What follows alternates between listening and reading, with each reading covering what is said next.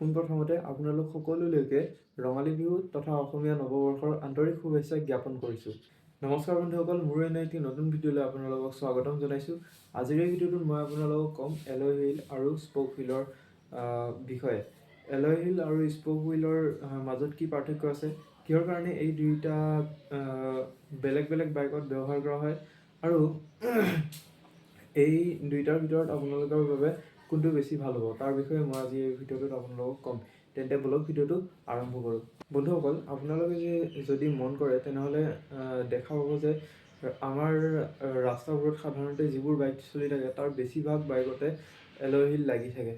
আৰু আজিকালি কোম্পানীবোৰে প্ৰায়বোৰ বাইকতে এলয় হুইল বেছি দিবলৈ ধৰিছে।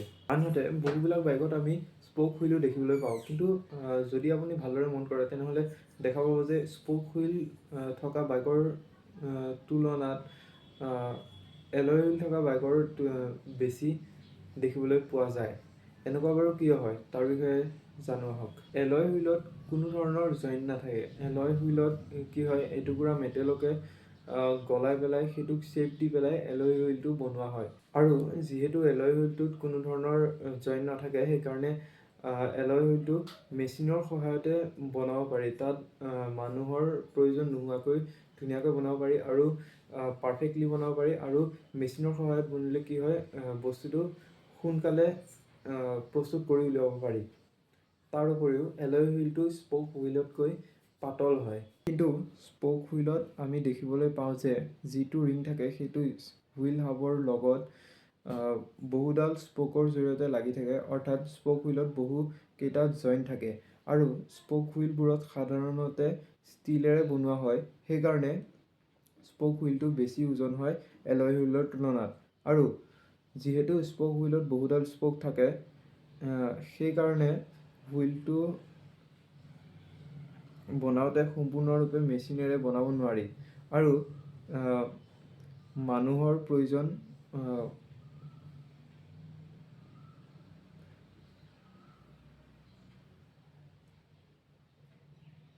আৰু মানৱ শক্তিৰ প্ৰয়োগ কৰিবলগীয়া হয়। আৰু সেইকাৰণে আজিকালি প্ৰায়ভাগ কোম্পানীবোৰে তেওঁলোকৰ বাইকবোৰত এলয় হুইলৰ দিবলৈ চেষ্টা কৰে, কাৰণ এলয় হুইলটো সোনকালে প্ৰস্তুত কৰি উলিয়াব পাৰি। তাৰপিছত এলয় হুইলটো ভাল ৰাস্তাবোৰ ভাল ৰাস্তা যেনে বোকা পানী একো নাথাকে, শিল বালি নাথাকে, উখুৰা মুখুৰা নাথাকে, সেনেকুৱা ৰাস্তাবোৰৰ কাৰণে বেছি ভাল। যদি সেই এলয় হুইলটো যদি আমি সেনেকুৱা বোকা পানী থকা ৰাস্তা বা শিল বালি থকা বেছি ৰাস্তা নহ'লে উখুৰা মুখুৰা ঠাইত বেছি চলাওঁ, তেনেহ'লে এলয়টো বেণ্ড হৈ যোৱাৰ সম্ভাৱনা থাকে। কিন্তু স্প'ক হুইলবোৰ বেয়া ৰাস্তা আৰু ভাল ৰাস্তা দুয়োটাৰ কাৰণে ভাল। যিহেতু স্প'ক হুইলবোৰত স্প'ক থাকে আৰু ইয়াৰ ৰিংটো ষ্টীলেৰে বনোৱা হৈ থাকে, সেইকাৰণে স্প'ক হুইলটো বেছি মজবুত হয় আৰু ইয়াক বেয়া ৰাস্তাত চলালেও ৰিং বেণ্ড হোৱাৰ সম্ভাৱনা নাথাকে। সেইকাৰণে আপুনি মন কৰিব যে যোনবিলাক এডভেঞ্চাৰ বাইক বা অফ ৰোডিং বাইক, সেইবোৰত সাধাৰণতে স্প'ক হুইল ব্যৱহাৰ কৰা হয়, এলয় হুইল ব্যৱহাৰ কৰা নহয়। তাৰপিছত এলয় হুইলত এটা উপকাৰিতা আছে, সেইটো হৈছে ইয়াত টিউবলেছ টায়াৰ লগাব পাৰি। এই টিউবলেছ টায়াৰটো বিশেষকৈ আমাৰ পাঞ্চাৰ হোৱাৰ সময়ত বহুত ভাল হয়। টিউবলেছ টায়াৰত কি হয়, যদি টায়াৰটোত গজাল বা তেনেকুৱা কিবা সোমাই যাৰ ফলত টায়াৰটো পাঞ্চাৰ হয়, তেতিয়াহ'লে কি হয়, টায়াৰটোৰ গোটেই হাৱাখিনি এবাৰতে ওলাই নাযায়, অকণ অকণকৈ ওলাই থাকে, আৰু যাৰ ফলত আপুনি বাইকখন অকণমান দূৰলৈকে লৈ যাব পাৰে বা ওচৰৰ চকখনলৈকে চলাই লৈ যাব পাৰে। তাৰ উপৰিও হাই স্পীডত টিউবলেছ টায়াৰৰ হেণ্ডলিংটো বেছি ভাল দেখিবলৈ পোৱা যায়। তাৰপিছত আমি যদি ৰিপেয়াৰিঙৰ কথা কওঁ তেনেহ'লে স্প'ক হুইলটো বেছি ভাল হয়, কিয়নো স্প'ক হুইলত স্প'ক থাকে আৰু সেই স্প'ককেইডাল বেয়া যদি হয় তেনেহ'লে আমি সোনকালে সেইটো ৰিপেয়াৰিং কৰিব পাৰোঁ। কিন্তু এলয় হুইলৰ ক্ষেত্ৰত যদি এলয়টো বেণ্ড হয় তেনেহ'লে এলয়টো ৰিপ্লেচ কৰি দিয়াটো ভাল হয় বা ৰিপ্লেচ কৰি দিব লাগে। এনেকুৱা নহয় যে ঠিক কৰিব নোৱাৰি। এলয় হুইলটো অলপমান বেণ্ড হ'লে ঠিক কৰিলেও চলাই থাকিব পাৰি, কিন্তু কোম্পানীবোৰে পাৰিলে ৰিপ্লেচ কৰিবলৈ ৰিকমেণ্ড কৰে।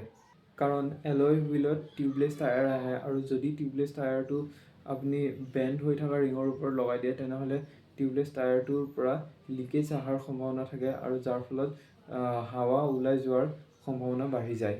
এলয় হুইলবোৰৰ আৰু এটা এডভান্টেজ আছে, যিটো হৈছে এলয় হুইলৰ ডিজাইন। অৰ্থাৎ এলয় হুইলত আমি বহুতবিলাক ডিজাইন বা বহুত বেলেগ বেলেগ ধৰণৰ ডিজাইন দেখিবলৈ পাওঁ, যিটো স্প'ক হুইলত আমি দেখিবলৈ নাপাওঁ।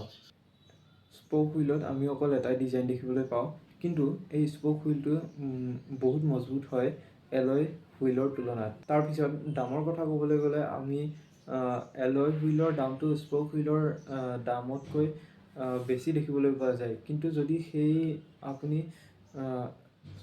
টিউবলেছ স্প'ক হুইল কিনিবলৈ যায়, সেইটোৰ দাম আকৌ এলয় হুইলতকৈ বেছি দেখিবলৈ পোৱা যায়। যিহেতু স্প'ক হুইলৰ দামটো কম হয়, সেইকাৰণে কিছুমান কোম্পানীয়ে ল' এণ্ড বাইক বা ল' চিচিৰ বাইকবোৰত স্প'ক হুইলৰ ব্যৱহাৰ কৰে দাম কমাবৰ কাৰণে। আৰু কিছুমান কোম্পানীয়ে বাইকখনত ক্লাছী লুক বা দেখিব ভাল লাগিবৰ কাৰণেও সেই স্প'ক হুইলটোৱে ব্যৱহাৰ কৰে। উদাহৰণস্বৰূপে আমি ৰয়েল এনফিল্ডৰে বহুত বাইকত আমি দেখিবলৈ পাওঁ যে স্প'ক হুইল আৰু এলয় হুইল দুইটাৰে অপশ্যন থাকে। কাষ্টমাৰে যোনটো ভাল পায় সেইটোকে বাছি ল'ব পাৰে। এইটোৱে আছিল স্প'ক হুইল আৰু এলয় হুইলৰ ওপৰত এটা সৰু ভিডিঅ'। আশা কৰোঁ আজিৰ ভিডিঅ'টোৰ জৰিয়তে আপোনালোকে স্প'ক হুইল আৰু এলয় হুইলৰ বিষয়ে কিছু কথা জানিব পাৰিছে। যদি ভিডিঅ'টো ভাল পাইছে তেনেহ'লে ভিডিঅ'টো লাইক, কমেণ্ট আৰু চেনেলটো ছাবস্ক্ৰাইব কৰিব নাপাহৰিব। আজিৰ বাবে ইমানেই, ধন্যবাদ।